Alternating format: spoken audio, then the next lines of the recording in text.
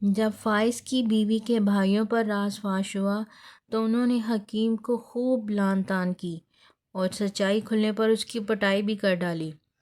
بہرحال چاچا تو صحت یاب ہو کر اپنے گھر واپس آ گئے، لیکن فائز اس کے بعد عارفہ کی خیر خبر لینے نہیں آیا۔ چچا کی زبانیوں سے پتہ چلا کہ حکیم کو اس کے سالوں نے خوب مارا ہے اور وہ گھر میں زخموں سے نڈھال پڑا ہے۔ چچا نے یہ بھی کہا کہ بیٹی مجھے نہیں لگتا کہ فائز تم سے نکاح کر پائے گا۔ اس کے سالے تگڑے ہیں اور وہ خود اس کے بھائی بھی تمہارے مخالف ہیں۔ بہتر یہی ہے کہ تم اپنے والدین کے گھر لوٹ جاؤ، وہی تمہارے تحفظ کا بہترین مقام ہے۔ اگر چاہو تو میں تم کو تمہارے میکے پہنچانے کا بندوبست کیے دیتا ہوں۔ میں خود تمہارے ساتھ چلنے کو تیار ہوں، یہی باعزت طریقہ ہے، ورنہ تم کو زیادہ دن اپنے گھر رہنے دیا تو جان لو میری بھی خیر نہیں۔ فائز کے سالے برادری کے بڑوں کو لے کر میرے گھر آ جائیں گے، کیونکہ تم فائز کے نکاح میں نہیں ہو، وہ تمہارے لیے غیر محرم ہے۔ عارفہ خود بھی اب واپس میکے جانا چاہتی تھی، کیونکہ اس کو خریدنے والے کا خود برا حال ہوا پڑا تھا۔ ادھر یقیناً اس کے میکے والے بھی پریشان تھے کہ کہاں چلی گئی ہے۔ ابصار نے یہی مشہور کر دیا تھا کہ وہ بھاگ گئی ہے۔ ان کو کیا پتہ اس بدگماش شکی انسان نے اس لڑکی کو فروخت کر دیا ہے۔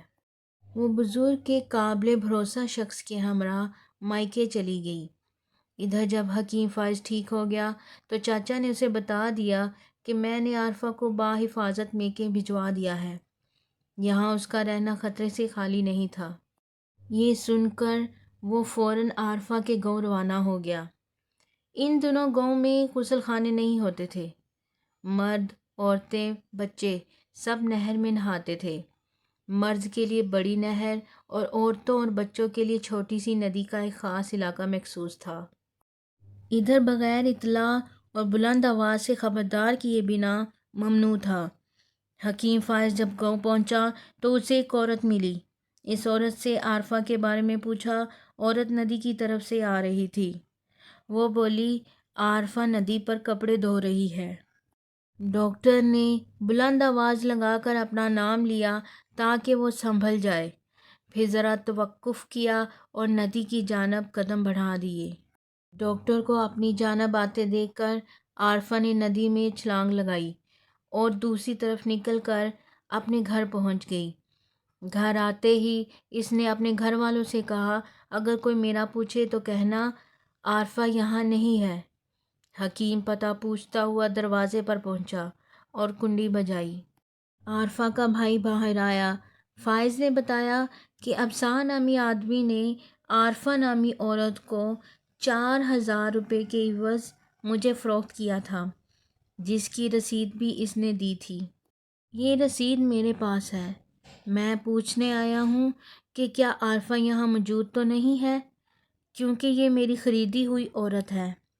ان دنوں ایسی خرید و فروخت مثلاً بیوی پر بدکاری کا الزام لگا کر اس کو فروخت کر دینا عام بات تھی۔ تاہم فائز کی بات سن کر اس کے دوسرے بھائی بھی آ گئے اور اس کے گلے پڑ گئے۔ کہا کہ بغیر پنچایت بلائے اور ہماری غیر موجودگی میں تم نے اکیلے کیسے ہماری بہن کا سودا کر لیا اور کیوں اسے ابصار سے خریدا؟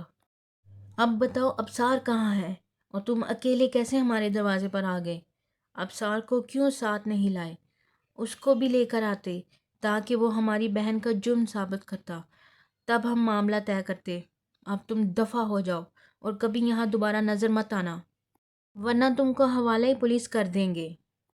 جب فائز نے یہ دیکھا کہ یہاں تو لینے کے دینے پڑ گئے ہیں تو وہ بدنامی کے ڈر سے خاموشی سے وہاں سے چلا گیا۔ ابصار کو پتہ چلا کہ عارفہ واپس آ گئی ہے تو وہ اسے لینے سسرال پہنچ گیا اور عارفہ سے بولا، تم سے کہا تھا کہ پھر ملیں گے، تو چلو ناراضگی ختم کرتے ہیں۔ مجھے بھاوج نے بھڑکا دیا تھا۔ بات کو رفع دفع کرو، جھگڑے میں سوائے خون خرابے کے کچھ نہیں رکھا۔ میں تمہارے بھائیوں کو جرمانہ ادا کر دیتا ہوں، تمہارے باپ بھائیوں سے اپنی غلطی کی معافی بھی مانگ لوں گا۔ عارفہ اس کے ساتھ جانے پر راضی نہ تھی۔ جب ابصار اس کے والد کے قدموں میں بیٹھ گیا تو بوڑھے باپ نے بیٹی کو سمجھایا کہ میری بچی، جو ہوا بھول جا، کیونکہ تو کسی نئی روح کو جنم دینے والی ہے۔ لوگ کیا کہیں گے؟ اگر تم ابصار کے ساتھ نہ گئی تو ایسے معاملات میں لوگ تماشا دیکھتے ہیں اور جھوٹ کو بھی سچ بتا دیتے ہیں۔ عارفہ کے خاندان کے افراد کے لیے یہ ایک بے حد اہم اور معقول بات تھی، جبکہ ابصار اپنی غلطی پر نادم اور شرمندہ تھا۔ غلطی کا ہرجانہ ادا کرنے کی بات کر رہا تھا۔ تب عارفہ کو راضی ہونا پڑا، ورنہ رشتہ دار پوچھتے کہ اتنے دن کہاں تھی۔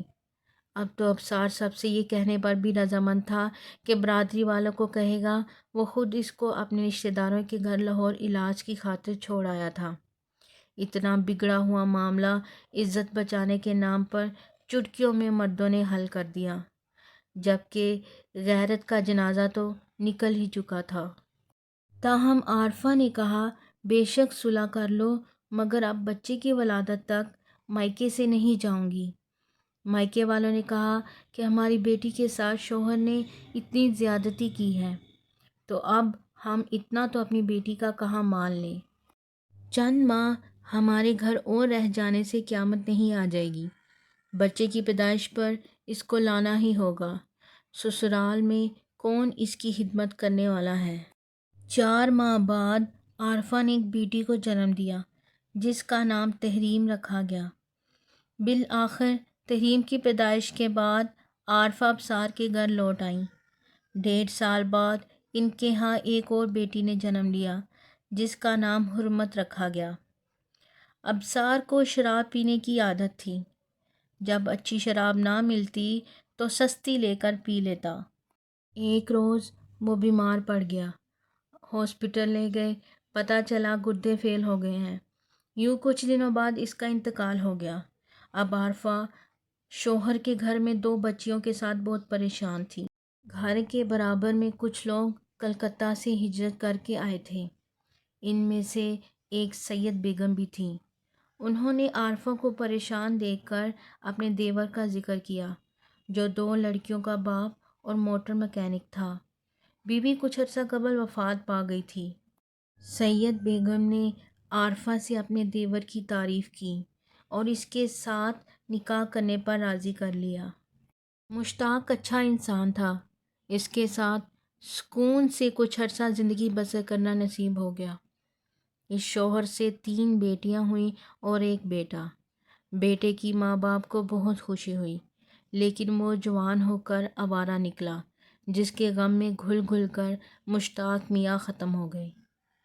عارفہ نے جیسے تیسے جمع پونجی خرچ کر کے بیٹیوں کی شادیاں کر دیں۔ رہ گیا بیٹا، جس کا نام راحت تھا، مگر وہی ماں کی راحت کا سب سے بڑا دشمن نکلا۔ اس پر عارفہ کا بس نہ چلتا تھا۔ اس نے ماں باپ کی جائیداد دنوں میں پھونک ڈالی اور عارفہ کو کوڑی کوڑی کا محتاج کر دیا۔ راحت نے شادی بھی اپنی پسند سے کی تھی۔ لڑکی غریب گھرانے سے تھی اور اچھی عادات کی مالک تھی۔ وہ ساس کا خیال رکھتی تھی، تاہم بیٹے کو ماں کا ذرا بھی خیال نہیں تھا۔ وہ بیوی کو بھی خرچہ نہیں دیتا تھا۔ بیمار ہوا تو نشے کی لت لگا لی۔ اب سارا دن بازاروں میں پھرتا اور لوگوں سے نشے کے لیے بھیک مانگتا۔ عارفہ نے کبھی ایسے برے وقت کا تصور بھی نہیں کیا تھا۔ سانس کی ڈور قائم رکھنے کے لیے اس کو محلے کے گھروں میں کام کرنا پڑا۔ اب وہ ان دنوں کو یاد کر کے روتی تھی اور لوگوں کے برتن کپڑے دھو کر اپنا اور بہو کا پیٹ پالتی تھی۔ کام کر کر کے اس کے ہاتھ سوج جاتے، کمر میں درد رہتا اور پاؤں سردیوں میں ٹھنڈے پانی سے فرش کی دھلائیاں کرنے سے پھٹ جاتے۔